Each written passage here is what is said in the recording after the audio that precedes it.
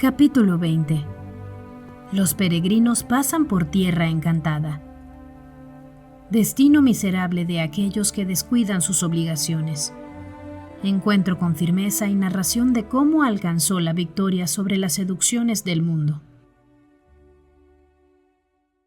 Muy cerca se encontraban ya de tierra encantada, un territorio cuya atmósfera saturada de emanaciones soporíferas aletarga los sentidos de los caminantes.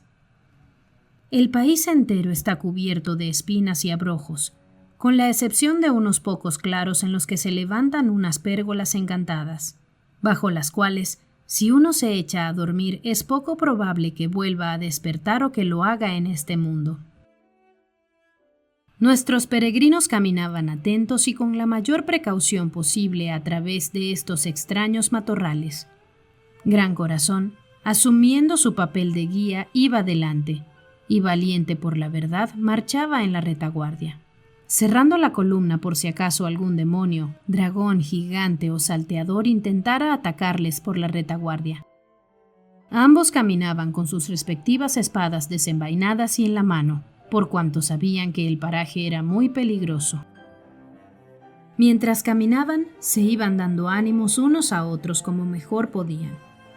Gran Corazón había dispuesto que Mente Flaca se situara justo detrás de él, mientras que Desaliento en la retaguardia estaba bajo el cuidado especial de Valiente por la verdad.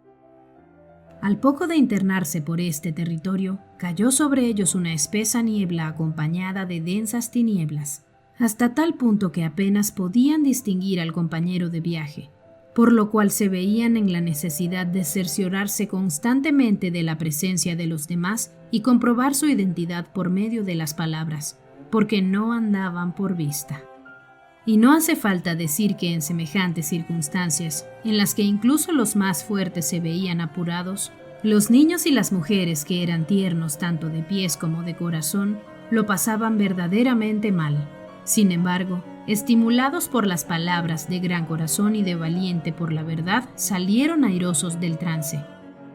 Pero el camino se les hacía cada vez más pesado, pues discurría a través de un terreno húmedo y cenagoso, y además no se avistaba en la distancia una sola posada o mesón donde hacer un alto y reponer fuerzas, algo que comenzaba a ser una necesidad para los más débiles del grupo, que, aguijoneados por el cansancio, gemían, se lamentaban y suspiraban sin cesar. Mientras unos tropezaban en las matas que entorpecían el camino, otros se embarrancaban en el fango, perdiendo en el barrizal en más de una ocasión alguno de sus zapatos.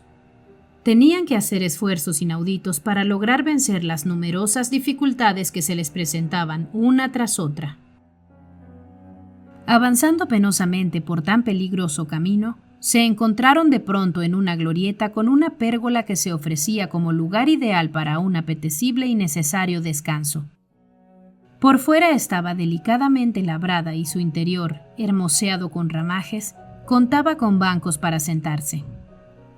Había incluso un sofá con mullidos cojines y almohadones, donde los más fatigados podían recostarse. Teniendo en cuenta el cansancio que arrastraban, la oferta era muy halagadora, pero pese a ello, ninguno hizo siquiera la más mínima insinuación para detenerse y descansar allí.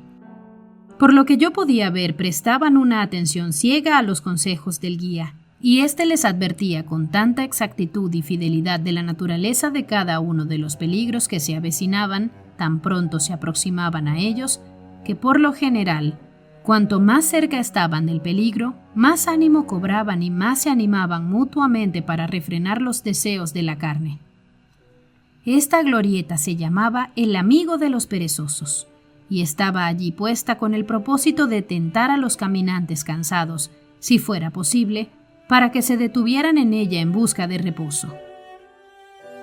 Pude ver que los peregrinos continuaban su marcha atravesando este paraje solitario, hasta llegar a un lugar donde hay muchas probabilidades de equivocar el camino y extraviarse. Con la luz del sol el guía no tenía dificultad para evitar las sendas extraviadas, pero ahora, en la más densa oscuridad, me di cuenta de que estaba un tanto perplejo.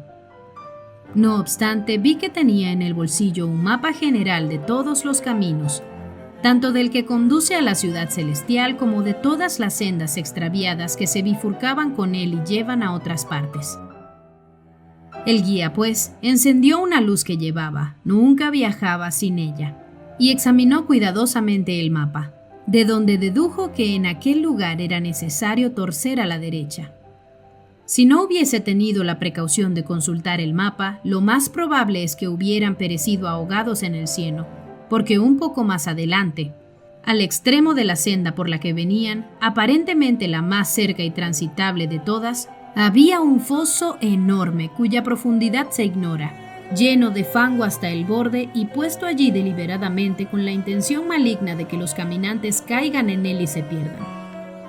Entonces pensé en mi interior: ¿quién, siendo peregrino, sería tan necio como para no hacerse con uno de estos mapas a fin de poder consultarlo en caso de duda? Prosiguiendo su viaje a través de Tierra Encantada, llegaron los peregrinos a otra pérgola, esta vez construida a un lado del camino, en la cual estaban tumbados dos hombres llamados Descuidado y Demasiado Atrevido. Estos dos individuos habían realizado con éxito su peregrinación hasta este punto, pero, sintiéndose cansados del viaje, entraron a descansar y cayeron en un sueño profundo que les tenía allí inmovilizados. Nuestros peregrinos, al verlos en una situación tan lastimosa, se detuvieron un instante y menearon la cabeza. Consultaron entre ellos qué debían hacer, si era mejor seguir su camino y dejarlos allí dormidos, o entrar en la glorieta y tratar de despertarlos. Si es que lo conseguían, aunque, eso sí, con suma precaución de no sentarse en ninguna parte ni dejarse seducir por los deleites que ofrecía el lugar a cualquiera que se sintiera cansado. Finalmente, decidieron entrar y tratar de despertarlos llamándolos por sus nombres, porque el guía, por casualidad, los conocía. Pero no hubo respuesta. Viendo esto, Gran Corazón los agarró y sacudió con fuerza, haciendo todo cuanto pudo para que se despertaran. Entonces, soñolientos y sin abrir los ojos, abrieron la boca para decir: «Ya te pagaré cuando haya cobrado», dijo uno. Tras esta contestación, el guía meneó la cabeza descorazonado. «Lucharé mientras pueda empuñar mi espada», exclamó el otro. Esta última frase hizo reír a uno de los chicos, por lo que Cristiana preguntó: «¿Qué quiere decir con esto?» «Hablan soñando. Aunque se los zarandee, hiera, golpee o se les haga cualquier otra cosa, siempre contestan de este modo. O como uno de ellos dijo ya antiguamente, cuando las olas del mar le azotaban y él dormía plácidamente en la punta de un mastelero: cuando despertare, aún lo volveré a buscar». Ya sabéis que las personas, cuando hablan en sueños, dicen cualquier cosa, pero sus palabras no son dirigidas por la razón ni por la fe. Las respuestas de estos hombres son inconsecuentes e incoherentes, como inconsecuentes e incoherentes fueron ellos cuando estaban despiertos de sentarse aquí siendo peregrinos. Aquí tenéis un ejemplo de lo que sucede cuando las personas poco cuidadosas van en peregrinación. Cada 20 se salva uno porque esta tierra encantada es una de las últimas guaridas del enemigo. Por eso está situada, como veis, casi al final del camino, lo que nos deja a nosotros en clara desventaja. Pues el enemigo razona diciendo: ¿cuándo esos necios peregrinos tendrán más deseos y necesidad de sentarse? Lógicamente cuando estén cansados. ¿Y cuándo estarán más cansados? Pues al final del camino, muy cerca de la meta.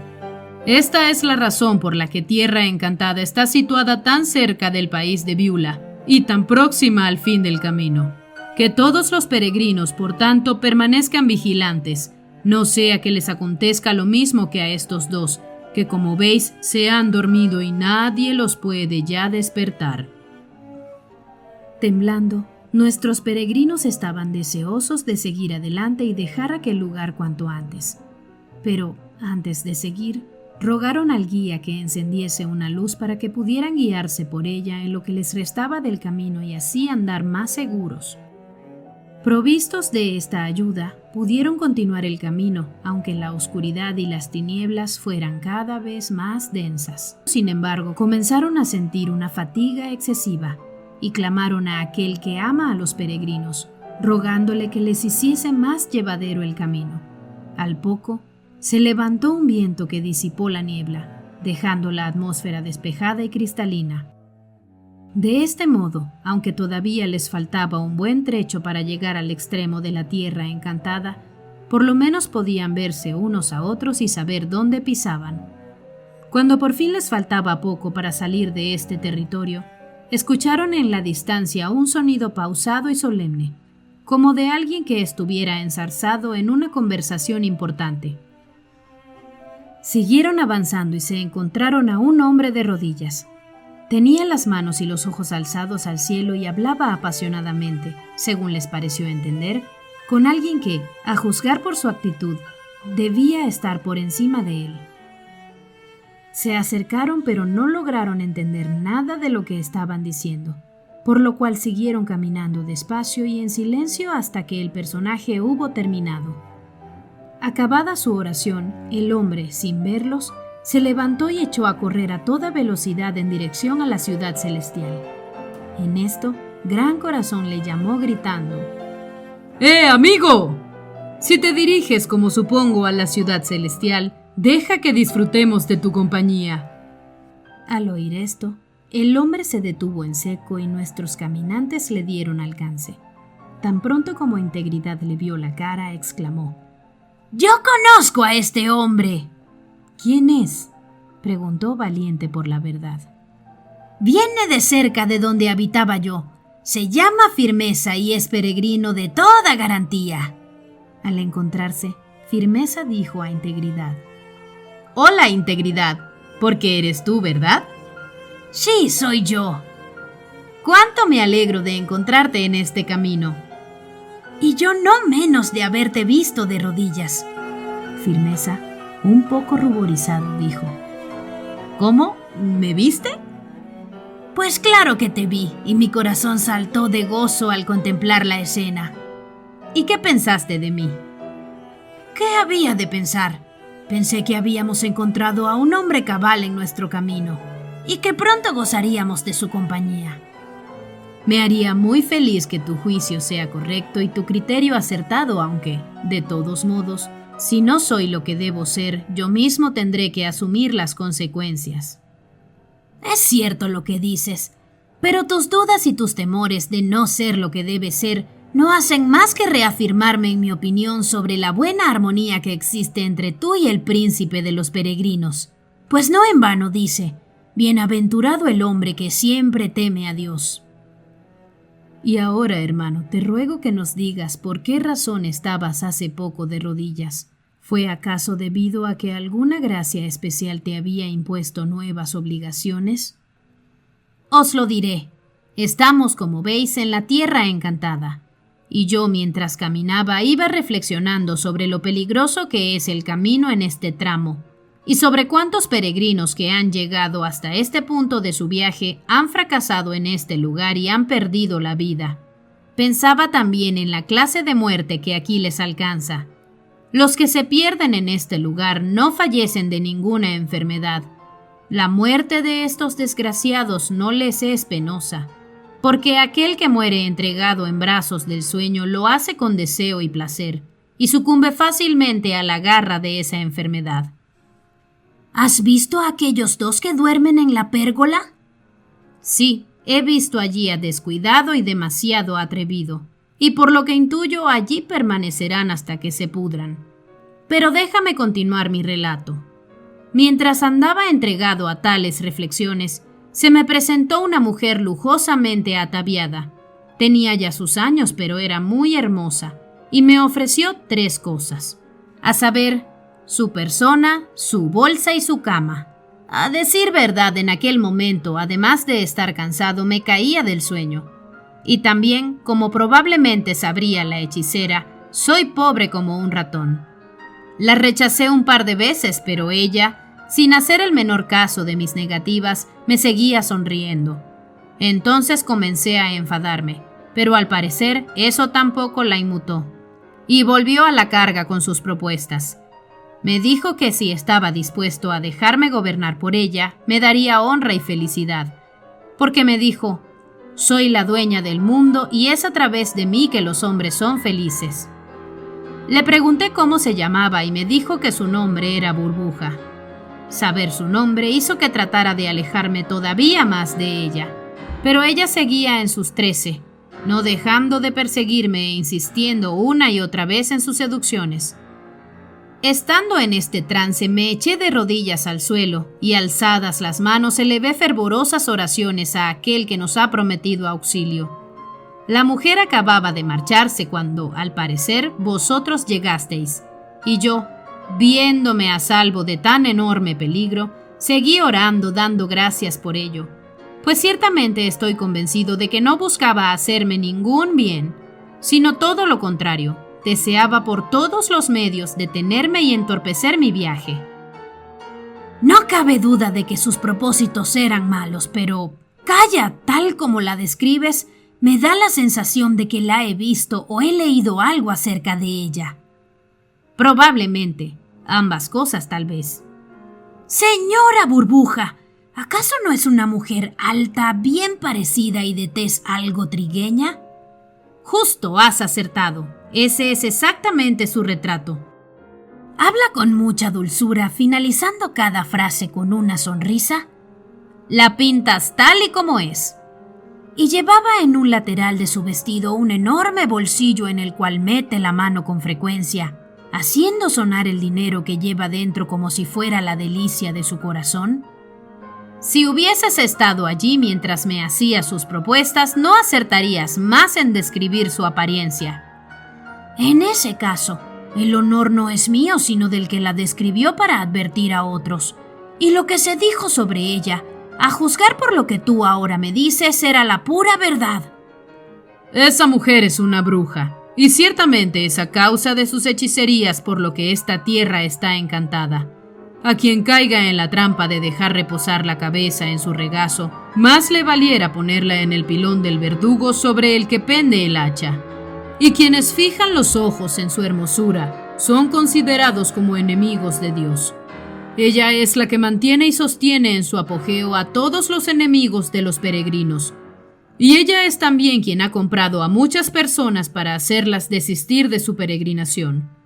Es muy parlanchina y tanto ella como sus hijos están siempre acosando a los peregrinos, bien sea tratando de convencerles de las bondades y virtudes de los bienes de este mundo, bien sea ofreciéndoselos directamente.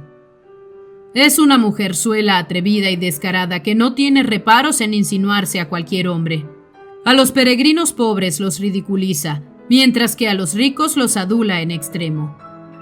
Si encuentra a alguien a quien ella considere hábil en sacar dinero a los demás, lo halaga y se hace su compañero. Juntos van de casa en casa expoliando a quien le sea posible. Tiene mucha afición a los banquetes y comidas opíparas, y siempre frecuenta las mesas mejor dispuestas y provistas. En algunos lugares ha hecho correr el rumor de que es una diosa, y por tal motivo algunos incluso la adoran.